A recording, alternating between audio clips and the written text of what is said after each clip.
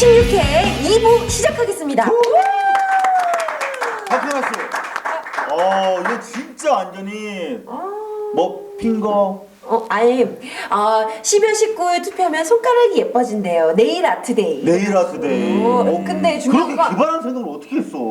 그건 바로 나의 은교가 도와줬죠. 뭐야, 형님 아이디어야? 그래. 무슨 도와주셨어요. 이상호 아이디어입니다. 아니야. 나 진짜 박현아가 네. 저런 문구를 어떻게 기발하게 생각을 했는지. 약간 그 문구에서 서혜성 교수님의 느낌은 좀 났어. 교수님의 냄새가 좀. 어떤 그 지성미. 근데 되게 그 교수님께 야. 어떤 멘트가 좋을까요? 딱 말씀드렸더니 금방 딱 찍어 보내주셨는데 멘트를 보자마자 뭔가 좀 귀여우면서도 나의 이미지에 좀 어울리면서도 사람들에게 좀 기분 좋게 다가갈 수 있는 멘트다. 이런 생각이 딱 제가 늘 들더라고요. 하는 얘기인데요. 어디 가서 강연하거나 하면 3초 이내에 떠오르지 않는 건 진실이 아니다. 명언이고만 명언. 사실- 형님 진짜 대단해요. 4초 만에 떠올랐어. 와 진짜 책임하려네요. 왜 그러냐면 4초 걸렸어, 4초. 아니 여기 봐보세요. 왜냐면 사랑한다는 말을 하는데 떠오르는데 3초가 걸려요? 안 걸리죠. 형님. 네. 사랑해요. 야 이거 재밌다 3초 만에. 재밌다. 네. 머리 커요. 작다는 거지.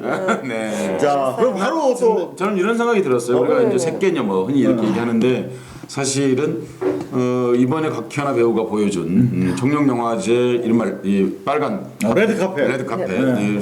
레드카펫이 붉어야 될 이유 따뜻해졌어요.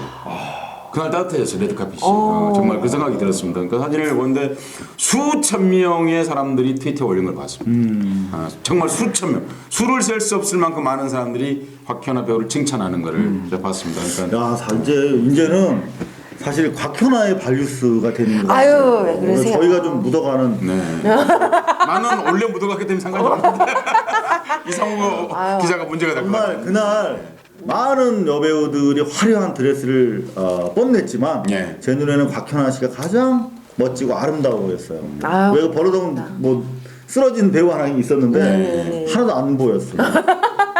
눈에도 안 들어와. 너무 좀 저도 사실 솔직히 말해서 떨렸거든요. 근데 저희 발뉴스 가족들 생각하니까 좀 이렇게 힘이 났어요? 예, 들 수 있었던 것 같아요. 근데 기자들이 뭐 동영상 보니까 때려 막 그러던데 예. 그걸 왜 내리라고 그런 왜 내리라고 그런 거예요? 몰라요. 아니 가슴이 안 보였나? 그래서 그랬을 수도 있겠다. 맞아, 그럴 수 있겠다. 다 이유가 있어. 그래 이유가 있다고 때리고 찍자고 이러면서 그랬는데 너무 이렇게 가리고 있어. 그래서 됐나 보다. 맞아. 그랬겠지. 설마 그렇게 좋은 멘트를 맞아, 뭐 다 이런 이해합니다 우리는. 네. 자, 이해하자. 자, 바로 뉴스 또 진행하도록 네. 하겠습니다. 네. 고발 뉴스에만 있는 뉴스입니다. 삼성 뉴스. 네. 한번 저희가 전해드릴 건데요. 지난 30일 이상호 기자. 네. 언제쯤이면 일반 지상파 방송에서 삼성 뉴스를 볼 수 있을까요? 그러니까. 그거는 삼성의 미디어에 대한 지배가 끝나야 네. 뉴스를 볼 수 있겠죠. 저는 네. 사실 가령 이상호 기자가 지금 MBC 보도국으로 돌아갔어요. 그래서 뉴스를 담당해요. 경제를 뭐 담당한다 칩시다. 그러면 뉴스 방송이 가능할까요? 되게 힘들 거예요. 왜냐하면 MBC 같은 경우만 해도 한 30% 정도를 삼성 광고에 의존하고 있어요. 그러니까 삼성이 빠지면 심하면 망할 수도 있는 상황이에요. 그리고 뭔가 드라마 협찬과 여러분들 15라는 거예요. 15. 네. 시간을 알려주는 거. 자, 삼성전자 제공으로 8시를 알려주는 이런 15. 그런 거 하면은 뭐 증권 소식, 교통 소식, 일기예보 그런 것도 다 삼성과 함께 해요. 그런 게 간접 광고거든요. PPL은 얼마나 심합니까? 그리고 저는 최근에 이제 대선 토론회 때문에 공중파를 가끔 봐요. 그런데 SBS 보고 기절하는 줄 알았어요. 왜요? 옛날에는 그 프라임 타임 때 뉴스라든가 행사 앞에 붙는 전 CM이라고 그러거든요. 그게 CM 중에 제일 비싼 자리예요, 형님. 그런데 옛날에는 그 삼성 가족 뭐 또 하나의 가족 삼성 하나 나왔거든. 이번에 보니까 삼성 핸드폰, 삼성 카메라, 삼성 생명, 삼성 광고가 계속 이어지더라고. 그래서 난 무슨 뭐 삼성 군의 방송인가 그랬다니까. 그러니까 한 개가 아니라 제품별로 아예 도리를 아니 그 장악을 했더라고 전 CM을. 그래서 야 삼성 광고 의존도가 정말 높구나. 저는 깜짝 놀랐어요. 여기서 그렇게 되면 정말 제가 숙연한 질문인데요. 네. 국가는 어디 있는 겁니까? 국가요? 네. 박근혜 후보가 국가 아닌가요? 혹시 전향하세요? 네? 그러니까 이게 여러분 정말 한숨이 나오고 사실 이게 방송을 떠나서 밸런스를 떠나서 정말 여러분 언론이 진실을 보도할 수 없을 때 공동체가 존립할 수 있는 건가요? 공동체보다는 소비자들의 모임이 존재하는 거죠. 그러니까 우리 국민이 이제 그냥 단순 소비자로 전락해가는. 네. 그래서 찍소리 말고 써야 되는 소비자. 쓰고 그리고 항의도 할 수 없고 그리고 거기서 생기는 여러 가지 사실 삼성이 지금 한국에서 일종의 메커니즘 정부거든요. 입법, 사법, 행정, 언론까지의 사회성 영향력을 직접적으로 행사하는. 그러니까 우리가 알고 있는 국가라고 하는 것은 이렇게 엄격하게 구조화되어 있는 것인데 이건 보이지 않는 메커니즘 정부처럼 운영되고 있는 겁니다.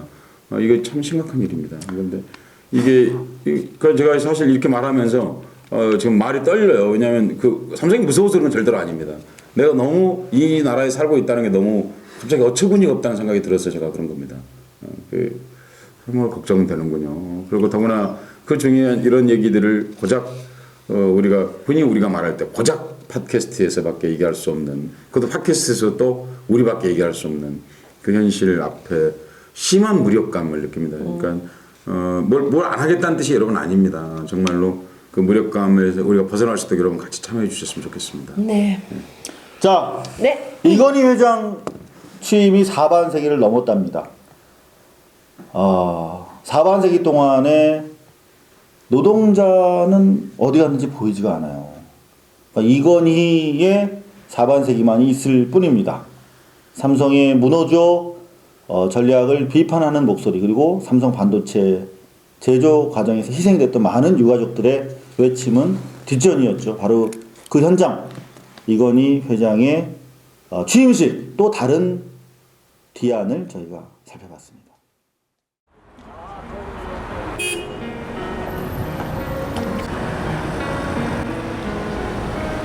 삼성 반도체 백혈병을 직업병으로 인정하라!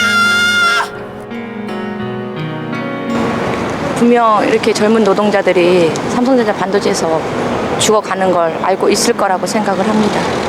그런데 그 최소한의 사과 내지는 위로도 표하지 않고 자기 취임 25주년 및 그 자랑스러운 삼성의 시상식을 한다는 게, 자기네들의 잔치를 한다는 게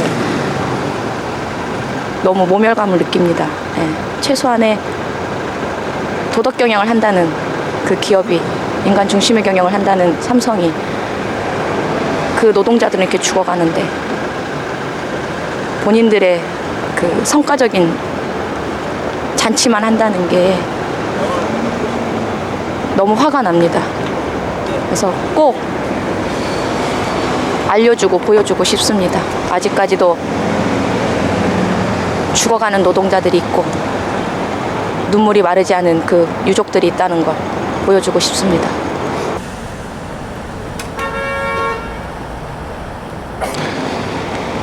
그러니까 실망스럽고 분노를 느끼게 됩니다. 그 삼성의 성장을 위해서 일하다 다치고 죽어간 노동자들에 대한 그 격려나 위로의 얘기 단 한마디 없다는 게 그 분노를 느끼는 것이고, 사회적인 지탄을 받을 그 행태를 보이고서 그 마치 아무 일 없다는 듯이 그 삼성 25주년 취임에 임하는 그 언론 기사를 봤을 때 참 실망스럽고 규탄을 하지 않을 수 없습니다. 내 딸이 지금 11년째 투병 생활을 하고 있어요. 한 달에 2번씩, 2주에 한 번씩 수혈을 받지 않으면은 언제 죽을지도 모르는 내 딸을 생각하면은 가슴이 터지고, 수많은 사람을 거느려 가지고 죽어가는데도 내몰래라 하고 개인의 질병으로 모는 이건희 자체가, 이런 시상식을 갖는다는 자체가 잘못됐다고 생각합니다. 자기가 다니던 회사를 가족이었었는데 내팽개치고 개인의 질병으로 몰고 더 나가서는 SEO원한테 별짓을 다 해서 저도 경찰서에 조사받으러 12번을 왔다 갔다 했습니다. SEO원 자작극에 의해서. 이런 실태가 지금 우리나라 실태라고 생각합니다.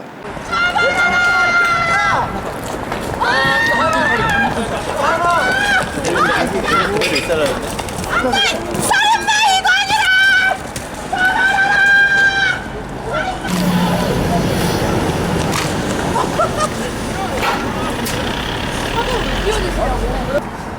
아, 우리의 권리고 떨어져! 우리의 권리를 행사하는 떨어져! 거야. 떨어져! 우리를 관리하는 거고.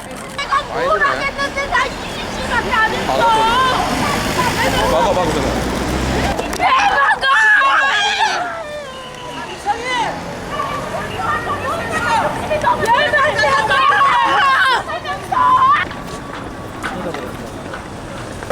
여기서 그랬어요, 여기서.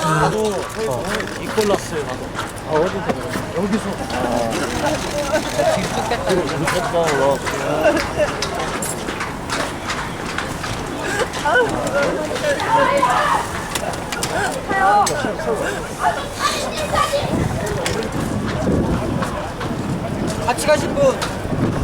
있어요. 나 사죄 인정 안 받아도 돼! 내 남편만 살려내요! 내 남편만 내 옆에 놔! 내 남편만 내 옆에 놔줘요! 남편은 아니냐! 사람을 죽여놓고 약불산 뚝배기 야 이 개새끼야! 그래놓고 그런 놈들 다 희생시키냐? 돈 버는 것도 중요하지만 좀 더 이 사회적으로 져야 될 자기들의 책임 그것도 같이 병행해서 해줬으면 좋겠다. 그를 전해주고 싶습니다. 네.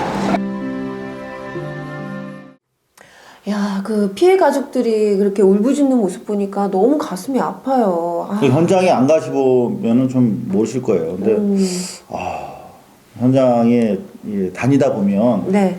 이런 TV에는 항상 그냥 근사하고 그냥 반짝이는 것들만 나오지만 현장에 저렇게 고통받는 눈물과 울부짖음이 TV와 언론에 나오지 않으면 않을수록 우리 사회 속병원이 깊어지는데 이날 행사 정말 가슴이 아팠습니다. 그 우리가 어렸을 적에 이제 읽은 성덕대왕 신종 에밀레종이라고 흔히 그렇게 부르지 않습니까? 네. 그 설화가 이제 에밀레라는 소녀가 거기 들어가서 그 정이 비로소 울리게 되었다는 1000년 전의 설화가 지금 삼성 반도체에서 일어나고 있는 겁니다.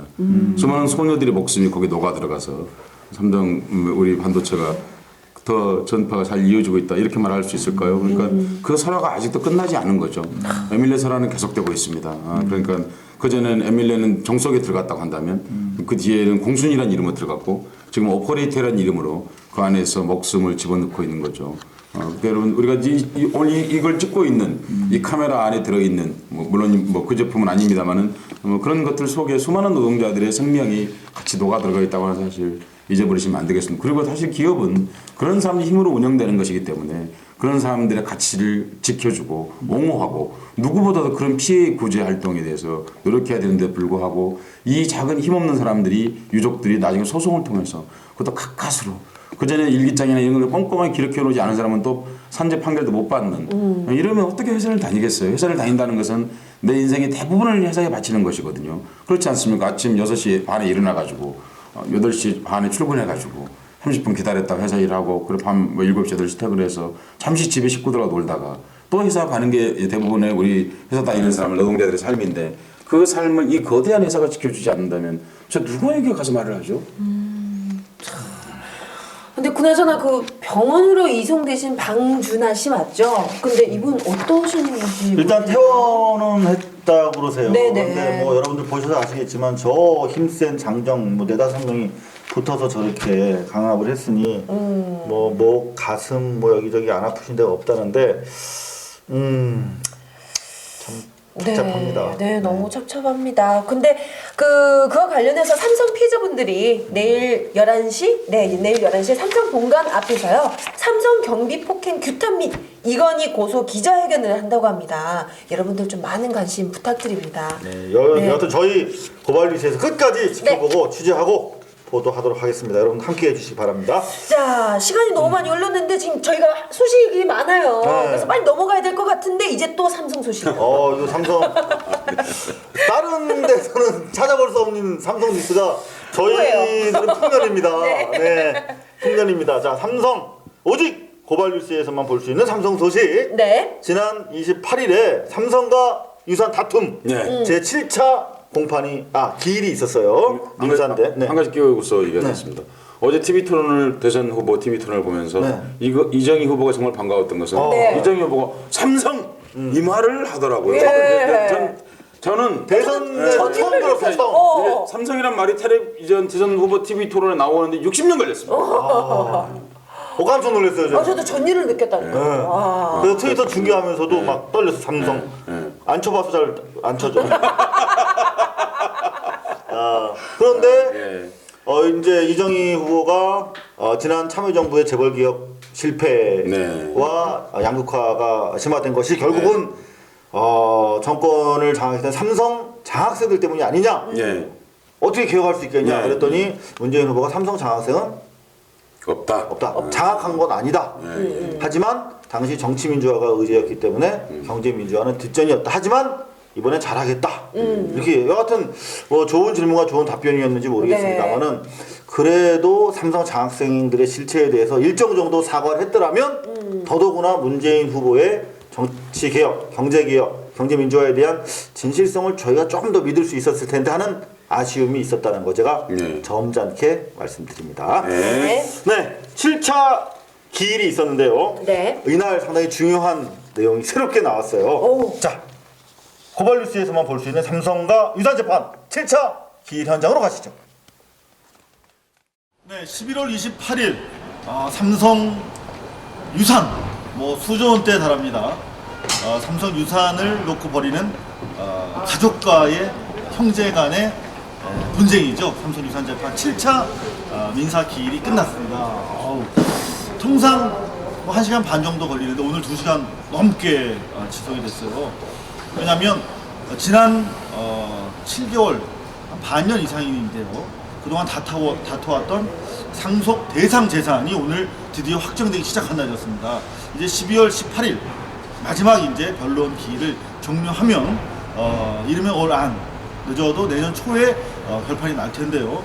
오늘 재판 결과 상당히 중요한 내용들, 이를테면은 4조에서 6, 7조 가량 될 것으로 보이는 삼성 그룹의 주식을 분배해 달라라고 하는 그런 주장이 받아들일 경우에는 삼성 그룹의 경영권까지 흔들릴 수 있는 그런 상황인데 오늘 아주 중요한 내용들이 나왔습니다. 간단하게 정리해 드리기 전에 오늘 옆에 계신 분들 소개해 드리면 원래 우리 제주도에서 안식년을 즐기셔야 되는데도 불구하고 한 달에 한 번씩 서울에 올라오셔가지고 그동안 삼성 유산 재판 중계해 주셨던 전남대학교 철학과의 김상봉 교수님이십니다. 오늘 참고하지 못했습니다. 그동안 계속 반복되는 삼성과의 유산 분쟁, 좀 진절머리가 나고 더구나 새로운 이제 사안이 나타나지 않는 상황이었기 때문에 저희가 결심하거나 선고할 때 종합판으로 모시도록 하겠습니다. 그래서 오늘 옆구리가 헛된 두 분을 모셨어요. 삼성과 싸우는 분, 그리고 삼성과의 전쟁을 또 영화로 만드시는 분인데 먼저 소개 좀 부탁드릴게요. 저는 김태균 감독이고요. 네. 영화 또 하나의 가족 연출을 맡았습니다. 또 하나의 가족은 어떤 영화죠? 삼성 백혈병 관련된 영화고요. 황상기 아버님, 딸을 잃은 황유미 딸을 잃은 황상기 아버님을 하는 그런 영화입니다. 네, 저희가 손바닥 뉴스 그리고 발뉴스를 진행하면서 여러 차례 삼성 반도체 피해자 유가족들 만난 중에서 우리 황 선생님도 뵀었는데요. 이 영화에 대한 말씀 잠시 뒤에 또 전해 듣도록 하고요. 또 자기소개 좀 부탁드립니다. 낯익은 분입니다. 네, 안녕하세요. 지난 4월 26일 손바닥 뉴스 마지막 방송이 되어버린 문 닫고 나오셨어요. 저 때문에 좀 문 닫은 것 같아가지고 정말 마음이 아프는데요. 앞으로는 더 이상 우리 발뉴스가 이제 문 닫을 일이 없을 것 같아가지고 정말 든든한 마음으로 왔습니다. 조성구입니다. 안녕하세요. 네, 삼성한테 회사 뺏기신 분이죠. 잠시 뒤에 이분 무슨 책을 가져오셨어요? 삼성과 예, 싸워 이기는 법. 제가 글 못 쓰는 사람인데 이번에 이렇게 해야 보인다고. 네, 글도 못 쓰는 사람인데 이번에 어떻게 하다 보니까 삼성과 싸워 이기는 법. 이 제목은 우리 이상호 기자님께서 저한테 선물로 주신 거고요. 아니 그걸 미리 말씀하시면 어떡해요? 저는 이 내용만 썼습니다. 그리고 또 영화로도 현재 준비하고 있습니다. 좋습니다. 오늘 한 권의 책과 두 편의 영화에 대해서 이야기를 나눌 텐데요. 잠시 오늘 중요한 내용들이 나왔기 때문에 제가 먼저 내용을 정리해야 될 것 같아요. 오늘은 뭐 저 혼자기 때문에 제가 노트를 보면서 특별하게 또 빼먹는 거 없이 말씀드릴게요. 일단 그 이맹희 씨 측, 이맹희 외 4명이 원고인데요. 피고가 이건희 씨이고, 이맹희 측에서 대단히 재밌는 자료를 가져왔어요. 그동안 이제 삼성생명과 에버랜드에 대해서는 4조 9천억 원을 나눠달라라고 지난번까지 주장을 했는데, 오늘 그동안 삼성전자에 대해서는 얼마를 요구해야 될지 몰랐단 말이에요. 그런데 삼성전자의 주주 명부를 확인해 본 결과 최소한 34명이 그동안 특검을 통해서 은폐됐던, 특검 조사를 통해서 드러난 분들은 16명이에요, 차명 주주가. 그런데 이 16명 말고 34명이 추가로 있다 라고 해서 그분들의 명단을 밝혔어요.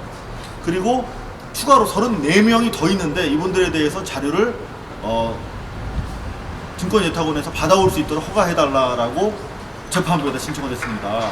그러면 총 131만 4,923주, 그러니까 130만 주 이상의 주식이 새롭게 발견된 거예요. 돈으로 따지면 몇 조가 될 텐데, 야, 이 삼성전자 경영권이 왔다 갔다 할 만한 그런 분량이에요. 그래서 이건희 씨 측 변호사들이 그동안은 뭐 큰 소리 쳤는데, 오늘은 완전히 그냥 목소리가 쥐구멍으로 들어갈 정도로 돼서 말을 계속 더듬더라고요. 그 최고의 변론가들이.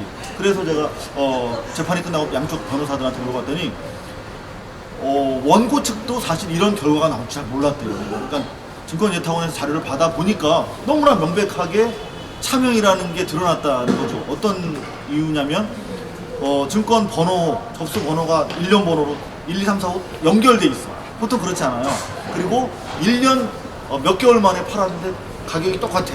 그러니까 누군가 일사불란하게 재산 관리인에 의해서 일사불란하게 관리됐다는 것이죠. 근데 이게 지난 특검 때는 드러나지 않은 차명 주주들이에요. 그래서 왜 지난 특검 때는 이 사람들이 드러나지 않았냐 그랬더니 지난 특검 때 비밀이 있었더라고요. 뭐냐면 특검의 목적이 상속재산을 가리는 일이 아니었기 때문에 어디까지 한정할까를 놓고 특검이 고민하고 있었는데, 삼성 측이 그냥 거의 자수하다시피 이 사람들이 차명 주주들입니다 라고 낸 사람들이 16명이었대요. 그래서 16명만 그냥 받아들인 거야. 원래 특검도 더 있다는 사실을 알고 있었어. 하지만 16명만 받아들였대요. 그러니까 축소해 준 거죠, 특검이. 그런데 이번에 새롭게 68명을 추가로 밝혀낸 거예요. 그 중에서 33명에 대해서는 확실하게 자료를 이제 파악을 한 거고, 추가로 34명을 요구했더니 이 사실을 오늘 오전에 냈대요, 준비 서면을. 그러니까 오늘 재판이 진행되고 있는 와중에 또 자료가 들어올 정도로 되게 지금 재판이 아주 타닥타닥 붙어 있거든요. 자료를 제대로 못 받은 거야. 그리고 그 바람에 이건희 피고 측은 이런 내용의 변론을 모르는 거예요. 그래서 조작한다는 말이 그냥 모두 상속 재산이고 취득 시효가 지났기 때문에 이 문제 삼을 수 없다, 이런 달랑 세 가지 정도의 논리만 제기하고 끝났어요. 그래서 끝나고 나서 조금 전에 보니까 이건희 씨 측 변호사들은 한 8분 정도 모여서 그야말로 땅이 꺼지게 한숨을 쉬고 계시더라고요. 그리고 승승장구 이맹희 씨 측 변호사들은 지금 저 법원 기자실로 갔어요. 브리핑하겠다고. 근데 그래봤자 내일 기사 안 나와요. 여러분들 요거 보셔야 됩니다. 삼성 중계, 재판 중계 7번 내내 저희가 들어왔어요. 오늘 변호사들도 다 알아보고 판례 써왔다고. 자, 여러분, 대충 이렇게 정리가 되고요. 중요한 거는 내일 오후에 과연 34명의 주주 명부를 추가로 열람할 수 있도록 재판부가 허락할지 안 할지가 남겨져 있어요. 그래서 만약 허락을 한다면 더 추가가 되겠죠, 청구 대상 금액이. 여하튼 그래서 12월 17일 마감돼서 변론은 12월 18일 오후 4시에 종료를 한다고 합니다. 자, 이렇게 정리를 해드렸는데 여러분들 무슨 말인지 잘 모르시겠다고요? 무슨 말인지 아시겠어요? CJ가 유리하다 현재 뭐 이런 이맹희 씨 저희 유리하다. 그렇게 확실히 감독님이라서 정확하게 하나의 흐름을 잡아주시는. 어떻게 이해하셨어요? 삼성이 특검 당시 거짓말을 했다라는 거 명백히 밝혀진 거고요. 그 다음에 대한민국 최대 재벌 삼성이 차명 계좌로 엄청난 천문학적의 비자금을 불법적으로 운영했다는 게 명백히 드러난 것은 사실입니다. 이 자체만 하더라도 부끄러운 거고요. 그리고 한편으로 제가 굉장히 마음 아픈 거 뭐냐면요. 저는 지난 10년간 싸우면서 이렇게 재판당한 재판을 한 번도 받아보지 못했습니다. 무슨 말씀이세요? 검사가 기소를 안 해줘가지고 재판 이런 법원 문턱도 못 왔거든요. 근데 다시 삼성과 싸우고 삼성으로부터 빼앗긴 분이기 때문에 더 당사자 입장이 돼서 이렇게 정말 열심히 보시는 걸 봤는데 잠시 뒤에 영화 이야기 들어보도록 하고요. 우리 김태형 감독님 지금 영화 제작 어느 단계입니까? 지금 저희가 알기로는 크라우딩 펀딩, 굿 펀딩이죠. 네, 굿 펀딩 통해서 펀딩하고 계신 것 같은데 어떻게 진행돼요? 1차 펀딩 1억원은 달성했고요. 달성됐어요? 네네. 또 저희가 생각했던 것보다 훨씬 더 호응을 많이 해주셔가지고 1차는 통과를 했죠. 근데 사실 영화라는 게 다른 예술과 달라서 돈이 많이 드는 예술인데 그렇죠. 자 1억 원 가지고 영화 못 만들 것 같은데 네네. 어떻게 앞으로 계획하고 계세요? 일단은 개인 투자자분들 모집하고 있고요. 그다음에 어떻게 좀 입질이 오나요? 조금씩 오고 있어요. 입질 온답니다. 여러분들 서둘러 오세요. 자 그런데 박철민, 윤유선, 이초희 이 연기파 배우들인데 섭외가 된 겁니까? 아니면 출연 교섭 중입니까? 당연히 섭외가 그러니까 캐스팅이 완료되는 거예요. 됐어요? 네. 오 박철민, 윤유선. 윤유선 씨랑 제가 사실 사연이 있는데 얘기를 될까요? 흥행을 위해서. 요거지 저 여성지나 네. 저 스포츠지에서 좀 받아먹어야 되는데 제가 윤유선 씨가 대학교 1학년 때 소개팅했어요. 그때 사귀었으면 진짜 우리 다행히 저 윤유선 씨 입장에서는 저 같은 놈 안 만나가지고 윤유선 씨 그 이후로 계속 전 팬이랍니다. 자 그런데 이분들 어떻게 선택 응해주셨어요? 삼성 광고 앞으로 못 받을 가능성이 높은데. 삼성 광고 말고 이제 딴 광고를 찍으시라고 말씀드렸고요. 그다음에 이제 광고 뭐 이런 것들은 상관없이 시나리오를 읽어보시고 이제 작품적으로 좋다. 이 어떤 영화인가 떠나서 누구 상대방 영화인가 떠나서 작품적으로 너무 마음에 들어셔서 그래요? 선뜻 응해주셨어요. 야 대단하다. 박철민은 훌륭한 줄 알았지만 윤유선 씨는 이렇게 멋진 분인 줄 알았으면 그때 더 열심히 작업하고. 사실 이 반도체 피해자 유가족들 저희 뭐 손바닥 뉴스 때나 발뉴스 그리고 고발 뉴스가 돼서도 계속 관심을 가지고 그냥 취재하고 있는데 삼성 본관 근처 가면요 인간이 내가 인간인가 하는 그런 자격지심이 들어요. 그냥 거의 사람 취급을 안 하니까 그런 거대한 삼성의 영향력 이명박 정부보다 위에 있다고 하는 정말 권력의 권력인데 그런 영화를 선뜻 이렇게 제작 감독을 하실 용기를 어떻게 내셨어요? 제가 이제 작년 2011년 6월 22일 기억하고 있는데요. 그때 이제 1차 공판에서 황상기 실제 주인공인 황상기 아버님이 승소하셨어요. 처음 승소하신 거죠? 그렇죠. 네, 관련 재판에서. 이게 이제 전 세계적으로 처음 있는 일이거든요. 이 반도체 관련한 어떤 이제 산재 인정을 받은 네, 산재를 최초로 인정받은 일이었거든요. 근데 이제 제가 그 기사를 읽고서 되게 많이 울었어요. 네, 마음이 아팠고. 그래서 이제 시나리오를 쓰고 이것을 영화로 만들고 싶다라는 생각을 했었어요. 근데 이제 그래서 이제 프로듀서들이나 아니면 제작자들이나 이제 주위 동료 감독들한테 이런 이야기가 있는데 나 이거 영화로 만들어보고 싶다라고 말을 했는데 다들 하지 말라고 하더라고요. 어떡해. 옛날 우리 80년대 데모하면 다 못하게 말이는 거랑 똑같아. 권력이 돼버린 거야. 그래서 우리 엄마도 막 하지 말라고 그래놓고 나중에 하니까 김밥 싸서 왔다?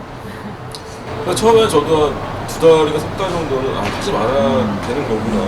이제 뭐 누가 투자를 해주겠으면 어떤 배우를 하겠냐 라는 말들을 하도 주위에서 하니까 처음에 한 2달 정도는 그냥 넣어놨어요, 마음속에. 그래서 이제 되게 찜찜했겠네. 네.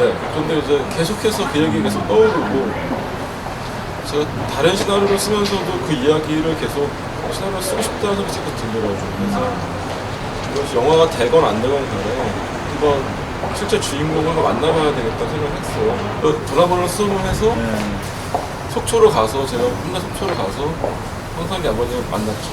근데 아버님이 그러면 그 황상희 아버님 집 앞에 있는 동네 중국집 가서 2시간 동안 소주 하면서 이야기를 들었는데 그때도 또 울었어요. 그래서 울보 감독이에요, 울보 감독. 우리 김태형 감독님 정말 우리만 울본 자들 울보 감독님이야. 맞습니다. 울보가 세상을 바꿉니다, 여러분. 진짜 추운데 광주에서 올라오셨어요, 우리 조성구 사장님은. 근데 지금 17분 50초 동안 계속 기다리셨어요, 이거. 아유, 괜찮습니다. 자, 먼저 책 얘기부터 할게요. 이거 뭐 책에다 뭘 담으신 거예요? 제가 처음 이렇게 책을 써봤는데요. 사실은 책을 언젠가 한번 써보겠다라고 오래전부터 고민을 했었어요. 또 준비를 했었고, 그리고 지금 사회를 진행하는 우리 이상호 기자님께서 저한테 이런 말씀 몇 번 하셨더라고요. 그동안 그 조 소장님이 그 피눈물나게 당해온 그런 이야기는 기록으로 남겨야 됩니다. 그리고 이 사회에 많은 분들이 읽으셔서 다시는 이런 일들이 반복돼서는 안 되게끔 할 수 있는 그런 그 사례집이 돼야 된다고 말씀하셨고요. 그래서 제가 용기를 내서 조금 제가 준비를 했었고요. 그리고 이번에 드디어 이렇게 그 책으로 만들어졌는데, 이 책에는 제가 어떻게 그 창업 준비를 해왔고, 그리고 어떻게 피눈물나게 전 세계 최고의 제품을 만들어냈는지, 어떻게 또 뺏겼는지. 예, 그렇죠. 어떻게 빼앗겼고, 그리고 빼앗긴 것을 되찾으려고 그렇게 몸부림치고 발버둥 쳤지만 사법부에서 저를 왕따 시켰고. 사실 제가 이 책 쓰시자고 그랬어요. 왜냐면 벌써 한 10년 가까이 조성구 사장님은 취재원, 취재 기자로서 만나뵀는데 대부분 삼성에 피해당한 사람들은 정신을 놔버려요. 대부분 미쳐버립니다. 그리고 뭐 어느 누구도 자기 얘기를 안 들어주니까. 근데 우리 조성구 사장님도 한동안은 너무 고통스러운 시간을 지내셔서 저는 늘 그랬죠. 우리 미치지만 마시라. 그래서 살아남아서 이 증언하고 기록을 남겨야 된다. 그리고 제 책 제목을 이렇게 지어드린 이유는 안 미치고 자기 기록을 남기는 바로 그 일이 바로 승리하는 유일한 길이라는 거. 자, 이 책 한마디로 정의하신다.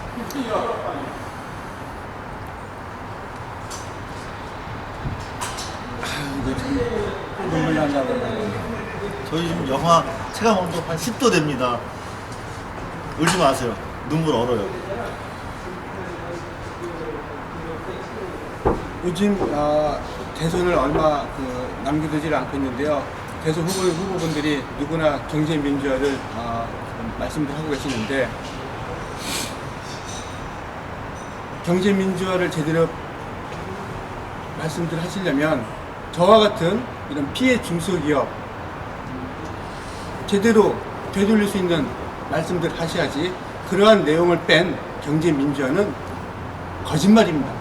저와 같은 우수한 기술력을 갖고 있음에도 불구하고 제대로 성장 못하는 중소기업인에게 대한민국은 공동묘지였다. 너무 이 추위보다 더 가슴 메이게 하는 고통스러운 말씀이신데, 조금 생겨. 삼성과 싸워 이기는 법이라고 책 제목을 지었어요. 살아남으면 이깁니다. 그런데 이 책 광고 못합니다, 여러분. 우리 백혈병 소녀의 죽음을 다룬 또 다른 만화들도 광고를 못했어요. 하물며 제 이상호 엑스파일도 광고 못했습니다. 경향신문에 찔끔 광고를 했는데 거기 삼성이라고 하는 단어를 검은 박스로 둘러서 광고를 했어요. 그게 현실이거든요. 이렇게 삼성과 싸워 이기는 법이라고 하는 끔찍한 제목은 광고 안 됩니다. 여러분, 이건 제가 이렇게 하자고 했으니까 여러분 절 봐서라도 트위터, SNS를 통해서 여러분들이 스스로 홍보를 좀 해주셨으면 좋겠어요. 정말 이거는 제가 기자로서 개인적으로 또 부탁드립니다. 진짜. 자, 영화로도 만들어진다고요. 네. 그 얘기 듣기 전에. 네. 자, 재밌는 얘기 하나 준비해 주셨죠? 아, 재밌을지 잘 모르겠는데 내부 시청률도 우리 신경 써야 되니까. 박철민 선배님한테 이제 찾아뵙고서 신앙을 드렸어요. 네.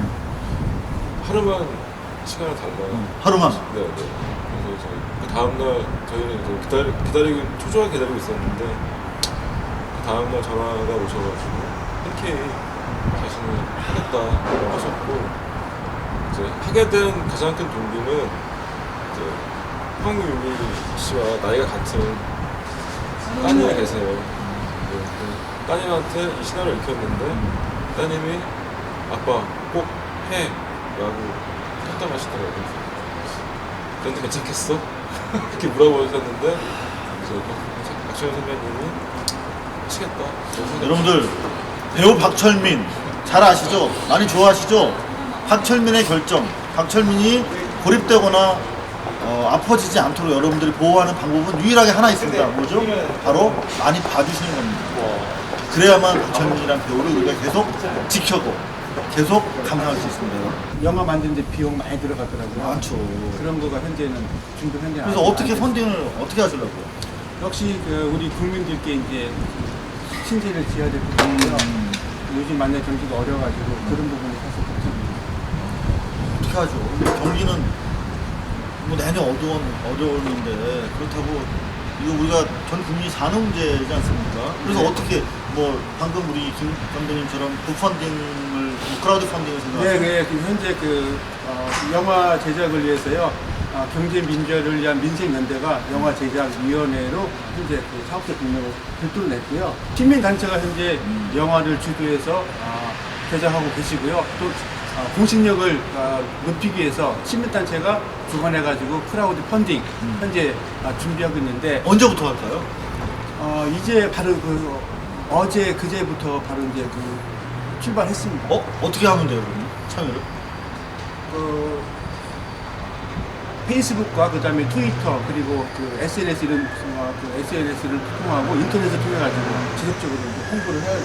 지금 뭐 이렇게 아직 사이트 주소라든지 그건 안 나와요? 네, 아직은 나오진 않았습니다. 나오면 차마자 저희가 어떻게든 가능한 모든 방법을 동원해서 여러분들과 함께 할 수 있도록 기회를 만들어 보겠습니다. 고맙습니다. 자, 끝으로 이제 한 말씀씩 하고 정리하지 않으면 저희가 요 녹화 과정에서 동사 또는 동상 걸리는 최초의 방송인들이 될 것 같아서 정리를 해야 될 것 같아요. 자, 어떤 영화입니까? 왜 봐야 될까요?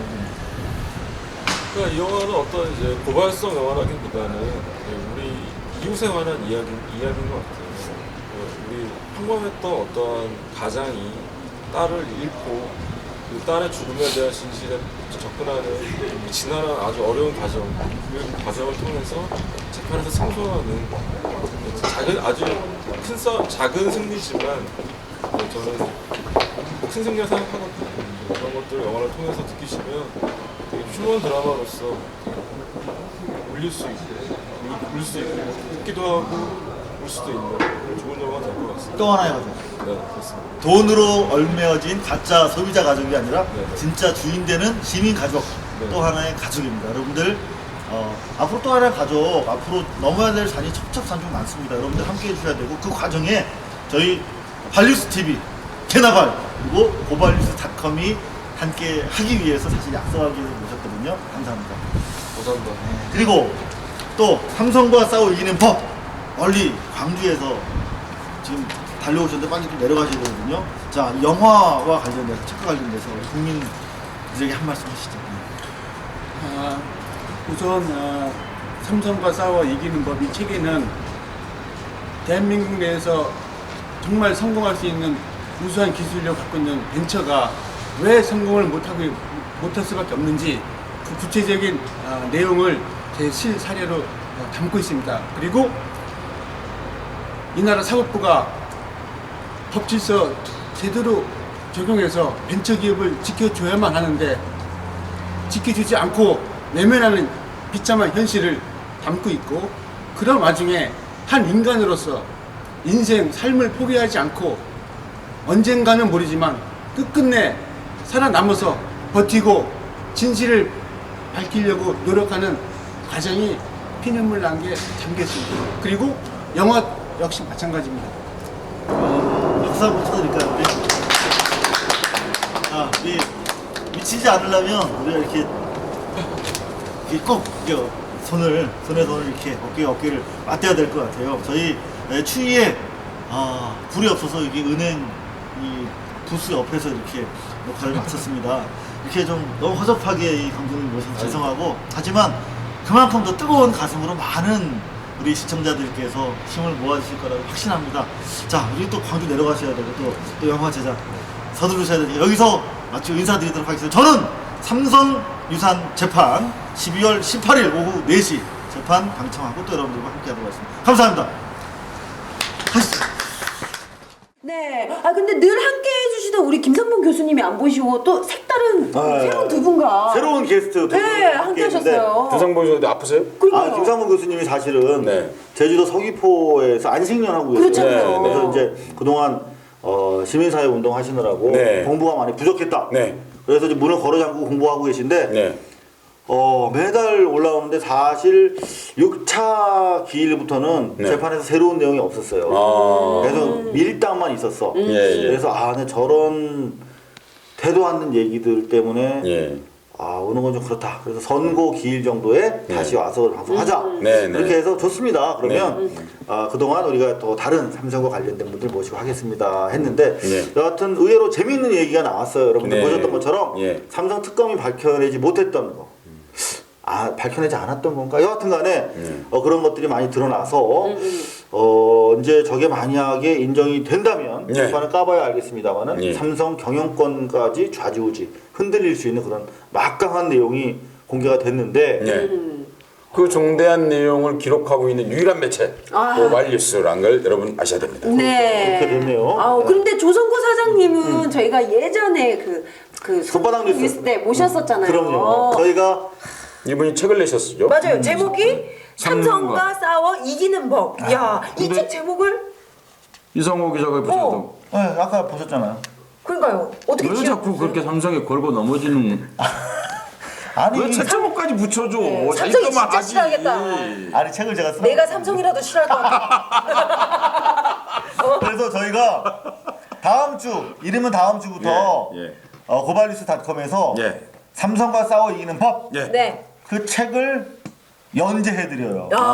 책을 냈는데 또 책 못 사보시는 분들은 보실 수 있도록. 돈 없는 분들은 저희 고발뉴스에서 책을 보시면 됩니다. 네네네. 그래서 많은 사람들이 보셔야 바로 삼성과 싸워 이깁니다. 그래서 바로 책 제목을 삼성과 싸워 이기는 법이라고 지은 겁니다. 근데 제발 자기만 그냥 해. 근데 조성구 씨 정말 제가 방송에서 말씀드렸는데 10년째 제가 취재원으로 만나고 있는데 한동안은 약간 미쳤었어요. 정상적인 사람은 삼성과 싸우면 다 미쳐요. 그런데 제가 계속 우리 미치지만 말자고 그랬어요. 그런데 미치지 않고 살아남아 주셔서 자신의 피해를 또 다른 혹시 모를 피해자들과 나누는 그런 근을 내어주는 나무로 자라셔서 너무 감사할 뿐입니다. 조성구 사장 그동안 고생하신 거 매체를 통해서 또 이성호 기자를 통해서 많이 들었습니다. 이 방송 들으시면서 또 보시면서 힘내시기를 진심으로 바랍니다. 자, 조성구 화이팅 한번 할까요? 조성구 화이팅! 그런데 김태윤 감독께서 삼성 백혈병 내용을 다룬 영화를 또 만든다. 그러니까요. 재밌죠? 방금 여러분들 TV 보셨던 것처럼 기라성 같은 내로라 하는 윤유선 씨, 박철민 씨, 연기파 배우들이 결합을 했어요. 그래서 저는 지금 영화 26년이 개봉 일주일 열흘 만에 지금 100만 돌파 얘기들이 있는데 사실 탄탄한 연기가 중요하거든요. 그렇습니다. 박철민, 윤유선 너무 기대돼요. 정말 기대되고 그리고 각현아 씨도 좀 좀 얘기 좀 해봐요. 네, 저를 출연해달라고 그래서 영화는 제가 한번 검토해 보겠다 그랬어요. 스크린이 넓으니까. 꽉 차면 어떡하려고? 스크린이 넓은데? 계속 꽉 차면. 같이 우리 카메오로 나갈까요? 여하튼 삼성과 싸우는, 삼성을 국민기업으로 만들고 이건희 일가의 족벌 독재를 막는 영화 저희가 함께 할 거라고 다시 한번 약속드립니다. 예, 이건 여러분 이 백혈병 문제를 치유하는 문제는 이 사회의 백혈병을 치유하기 위해서입니다. 단지 이분들에서 백혈병이 끝나지 않습니다. 제2의, 제3의, 제50번째 점점 확대될 것입니다. 그러니까 이 영화 꼭 성공할 수 있도록 여러분 적극적으로 참여해 주시고 이미 많은 사람이 참여하셨지 않습니까? 예, 일단 1억 원 돌파했는데 사실 재발의 피지요. 돈 더 많이 그렇습니다. 맞아요. 더 많이 여러분 도와주시고 또 영화 개봉되면 적극적으로 많이 봐주시기 바랍니다. 저희도 적극적으로 같이 홍보해야죠. 예. 그럼요. 네. 네. 자, 여하튼 그러면은, 삼성과 유산 재판 12월 18일 네. 대선 전날 변론을 종료한대요. 참 개매하네요. 그러니까 왜 하필 그날이야? 의도적으로 이러는 거 아니? 그러니까 왜 그런 거예요? 오늘 나한테 그러면 막 삼성 관련된 거 다 물어보고 싶고 따지고 싶고 막. 여하튼 대선 전에 재판 끝내놓고 예. 선고는 대선 이후에 하신답니다. 그래서 예. 여하튼 여러모로 이번 대선이 중요한 것 같습니다. 저는 이런 생각이 드는군요. 해설을 좀 붙이고 이건 추측입니다. 네. 12월 18일 날 변론을 끝낸다는 거고 그리고 나서 판결을 내린다는 것은 대선 전국을 봐가면서 재판부가 판결을 내릴 가능성이 굉장히 높다. 이렇게 추측해 볼 수 있겠습니다. 네. 이게 무슨 뜻이냐면 이제 아시죠?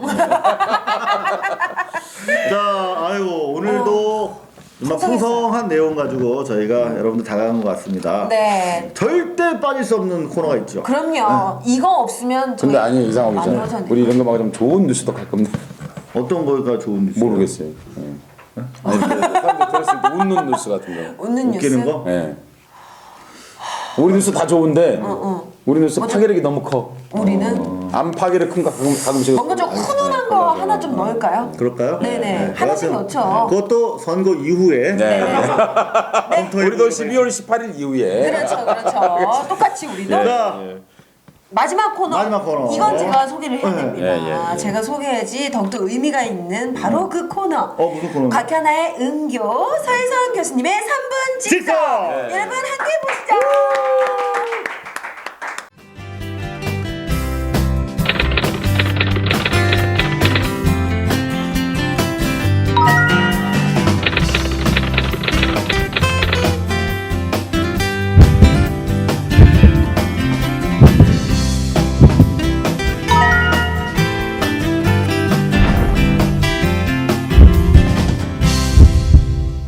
삼분 직설입니다.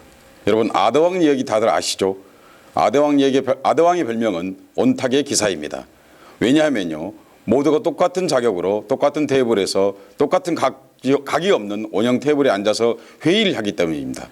영국 사람들은 이 설화를 자기들의 민주주의 원형인 것처럼 오랜 동안 얘기해 왔습니다. 그리고 우리 어린이들은 그 바로 아더왕 이야기를 배우면서 켈트족 설화에서 민주주의 얘기를 하고 있습니다.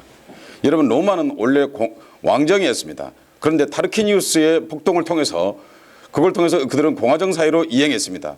공화정이란 말은 로마 사람들이 만든 말인데 영어로는 리퍼블릭이라고 합니다만 원래 라틴어 발음으로는 레스 푸브리쿠스입니다. 그 말을 직역하면 시민의 것이라는 뜻입니다. 그래서 시민의 자산권과 시민의 권리를 말하는 것입니다. 그것은 기본적으로 공화정 곧 회의체를 통해서 이루어져 있습니다. 여러분 회의체는 무엇을 하는 것입니까? 바로 토론을 하는 것입니다. 그런데 이번 토론은 바로 어제 시작되었습니다. 18대 대통령 선거의 토론은 3번밖에 하질 않습니다. 민주주의 핵심적 요소는 토론을 통해서 이루어지는 것입니다. 토론은 합리적 전투라고 말할 수 있습니다. 자기의 의견을 개진하고 토론을 통해서 상대방을 제압하고 그리고 그걸 통해서 국민의 동의를 얻어가는 과정이 민주주의 핵심적 요소인 것입니다. 그렇지 않았을 때는 일방적 홍보, 선동 그리고 확성기적 연설만이 있게 됩니다. 이미 대통령 유세 자체가 이미 쌍방향 방식으로 이미 바뀌고 있습니다. 그것은 소비자, 곧 주권자 중심으로 유세 자체가 바뀌고 있는데 우리는 토론만큼은 지금 후퇴하고 있는가 하는 생각을 그런 우려를 지우기가 어렵습니다. TV 토론을 시작되면서 비로소 대통령 선거의 즐거움이 그 재미가 막 시작되었다고 느끼고 있는데 이제 보름 뒤면 아니 14일 뒤면 대통령 선거는 끝나게 되어 있습니다. 이 말씀을 드리는 이유는 무엇이냐면은 바로 TV 토론을 통해서 대통령 후보가 바뀔 가능성이 거의 없다는 뜻입니다.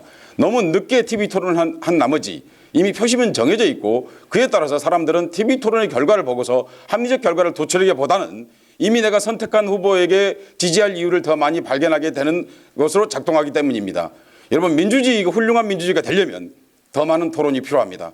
토론이 빈곤한 사회는 민주주의가 빈곤한 사회입니다. 참으로 안타까운 대선입니다. 3분 직설이었습니다. 오늘 연금술사야. 정말 연금술사. 나도 근데 이게 토론이 너무 안 돼, 이 나라가. 우리처럼 이렇게 세 명이서 앉아서 이렇게 마음껏 얘기하고 그래서 사람들이 보고 역시 곽현아가 최고다. 결론 내리면 간단한 건데 왜 그거 안 하겠다고 그러는지. 그러니까. 예, 참 답답해요. 그러니까요. 예. 자, 오늘도 여러분들 어떠셨습니까? 일주일 열심히 여러분들 알려드리기 위해서 뛰어다녔습니다. 예. 부족하나마 저희 발리스를 통해서 여러분들 여러분들 주인된 세상을 좀 더 알 수 있었으면 하는 기대로 이제 다가갔는데요. 다시 요거 말이 이렇게 안 되냐? 아, 오늘 좀 추워서 혀가 꼬이나 봐요. 네. 여러분들 재밌게 보셨죠? 네. 네, 열심히 했습니다. 네, 아이고. 자, 근데요, 네. 저희 만화 저희가 또 한번 얘기를 해야 돼요. 제 주변에서 만화 보고 너무 재밌다는 거야. 발뉴스에서 저희가 그 중요한 이슈 현안들을 만화로 연재해서 딱 보여드리잖아요. 네. 그 전 세계에서 요거 솔까말 네. 솔까말. 고발 뉴스에서만 하는 거예요. 예. 지금 그러니까 지금 우리가 이렇게 하고 있는 거지 않습니까? 그러니까 TV를 여러분께 보내드리고 있고 동영상을 그리고 오디오, 라디오를 하고 있고 있죠. 그리고 인터넷을 통해 다양한 뉴스들을 제공하고 있고 그리고 마침내 나아가서 만화까지 이게 종합 풀세트네. 이를테면 이게 몇 명이 도대체 이런 일을 하는가? 한 200명 되나? 10명도 안 돼요. 근데 밥은 한 200명 된대요. 밥은 윤다빈 그만 먹어. 성장기가. 성장 아직 아직도 커. 성장판이 아직 안 닫혔어요. 아직 안 닫혔구나. 자, 그런데 이를테면 어제 TV 토론을 저희가 밤 10시 넘어서 끝냈잖아요. 네네네. 그런데 아침 출근길에 여러분들 만화로 어젯밤 TV 토론을 일목요연하게 재밌게 보셨잖아요. 따끈따끈하게. 네. 밤을 물론 샜습니다만은 사실 여기에 숨겨진 비밀이 있어요. 숨겨진 비밀이 뭐예요? 뭐가 있습니까? 바로 손으로 그리는 게 아니에요. 그럼 발로 그렸어요? 개그맨이면 나는 좀 다른 거 있거든요. 아, 너무하네. 좀 다른- 오빠도 항상 웃겨요? 나 개그맨 아니잖아. 그런데 꼬미포. 코미포 아니에요? 코미포라는 곳에서 여러분이 그 소프트웨어를 다운로드 받으시면 무료로? 무료로 다운로드 받으시면 저희랑 똑같이 만화를 그릴 수 있어요. 그러니까 자기가. 여러분들이 이야기할 거 있으면 만화를 누구나 그릴 수 있는 만화가가 될 수 있다는 거. 너무 좋네요. 저희도 코미포를 사실 다운 받아서 사용을 하고 있는데 네. 너무나 빠른 시간 내에 그릴 수 있더라고요. 그래서 솔찬히 재미오고 있는데 여러분도 한번 같이 해보시면 좋을 것 같아요. 이런 말씀 드리고 싶군요. 만화가 시사성을 담은 지 오래됐습니다. 그런데 사실은 그 뉴스의 소비자가 동시에 생산자가 되는 만화 그리기는 세상에서 처음입니다. 이걸 이제 이른바 창작 주체의 민주화라고 합니다. 지금까지 공급만 당하는 것이 아니라 내가 스스로 뉴스를 소비하고 그리고 다시 뉴스를 새로운 콘텐츠로 만들 수 있는 것 바로 우리닷컴의 오늘닷컴의 코미포에 들어가시면 다운받을 수 있고 여러분이 만드신 걸 또 고발뉴스에 올려주시면 우리가 같이 공유해서 그러면 같이 보도록 또 하겠습니다. 그러니까 고발뉴스가 한 것보다 더 멋있게 올려주시면 더 높은 데다가 올려놓고 같이 보도록 그렇게 하겠습니다. 상품은 없는데 저희가 이렇게 봐드릴게요. 혹시 알아? 당분이 이렇게 오지게 알아서 고구마 같은 거 나눠드릴 수 있어요. 무 하나를 보내드릴 가능성이 있고 반찬도 그런데 이제 뭐 우선 윤다빈 먹기 전에 송승아가 먹기 전에 그러니까 이제 그래서 여러분 근데 이상하게 우리 식구들은 먹는데도 살이 안 찝니다. 애들이 열정을 거기에 다 쏟아버려요. 그래서 그렇구나. 여러분 더 고구마 더 많이 보내주시면 맛있게 먹겠습니다. 형 뭘 보내달라고 그러면 안 되지. 안 되는 거야? 그런 거. 그럼 보내주지 마세요. 절대 보내주지 마세요. 근데 보내주시면 진짜 잘 먹어요. 자, 이제 2주 앞으로 다가왔습니다. 네. 2주 뒤면 이제 대한민국의 운명을 결정할 대통령 선거인데 네. 여러분들 여하튼 뭐 어떤 선거를 선택을 하시든 여러분들이 주인이니까 자유입니다만은 꼭 투표하셨으면 좋겠습니다. 이거 혹시 선관위에서 또 잡아가는 거 아니시나? 아니야. 투표 장려를 했는데 왜 선관위 포상을 해야죠? 뭐 사랑의 열매도 따간다며 선관위에서. 선관위가.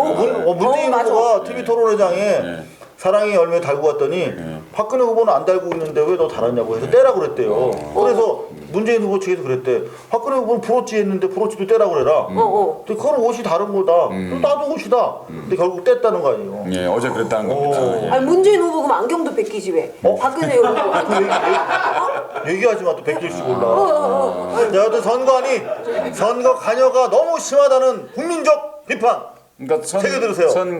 간이 간섭하는 그러니까. 이렇게 관리하는 게 아니라 자칫 이제 선관위야말로 공정해야 됩니다. 이정열 판사가 뭐 그 선관위원장이나 문제 제기를 했지 않습니까? 그런 자격 문제까지 제기되고 있는 그런 마당에 정말 공정한. 왜냐하면 이런 선거관리위원회는 공정함 자체가 생명입니다. 왜냐하면 그 과정을 통해서 헌법 가치가 준수되기 때문입니다. 선거관리위는 혹시라도 전혀 그렇지 않겠지만 특정 후보 한 명을 선거관리하려 하지 마시고 여러분 후보의 선거관리를 하는 것이 아니라 헌법의 주권이 정상적으로 행사되는 것을 책임지는 기관이라는 걸 명심하셔야 됩니다. 한국 인구가 지금 5천만쯤 되는데요. 얼마나 중요한지 제가 숫자로 말씀드리겠습니다. 5년 곱하기 5천만입니다. 그만큼 긴 시간이 이 투표 한 번에 의해서 결정나는 것입니다. 여러분 충동적으로 하지 마시고 합리적으로 지역감정을 하지 마시고 보편 타당한 그리고 무엇보다도 민주주의를 잘 지킬 수 있는 사람인지 여러분 보시고 투표하시기 바랍니다. 요거는 여하튼 선관위에서 뭐라 그래도 저도 한 말씀 다시 드릴게요. 12월 19일 여러분들 꼭 투표하시기를 바라고. 네. 그리고 주변에 한 사람씩 했어? 주변에 투표 안 한다는 사람들 한 사람씩 끌고 가서 투표 좀 꼭 했으면 좋겠어요. 자, 여러분 투표합시다. 이것으로 오늘 발뉴스 마치도록 하겠습니다. 감사합니다. 감사합니다. 뉴스를 하고 싶은데 뭐 하는 거야? 뉴스를 하고 싶은데 왜요? 돈바닥만큼도 언론 자유가 없습니까? 명백한 언론 탄압